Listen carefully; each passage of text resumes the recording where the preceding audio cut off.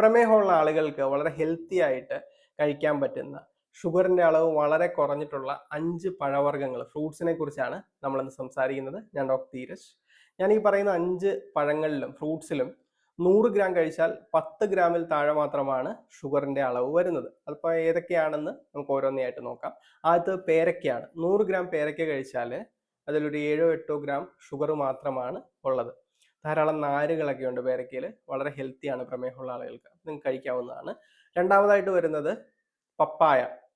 പപ്പായ 100 gram എടുത്താൽ അതിൽ 7-8 gram sugar മാത്രമാണ് വരുന്നത്. അധികം പഴുക്കാത്ത പപ്പായ വേണം നമ്മൾ അതിനു വേണ്ടി ഉപയോഗിക്കാനായിട്ട്.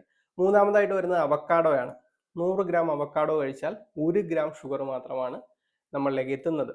അതുപോലെ തന്നെ ഈ അവക്കാഡോയിൽ ധാരാളം ഗുഡ് ഫാറ്റ്, നല്ല കൊഴുപ്പുണ്ട്. നമ്മുടെ ഹൃദയത്തിന്റെ ആരോഗ്യത്തിനും രക്തക്കുഴലുകളുടെ ആരോഗ്യത്തിനും ഒക്കെ വളരെ നല്ലതാണ്. നാലാമതായിട്ട് വരുന്നത് ഓറഞ്ചാണ്.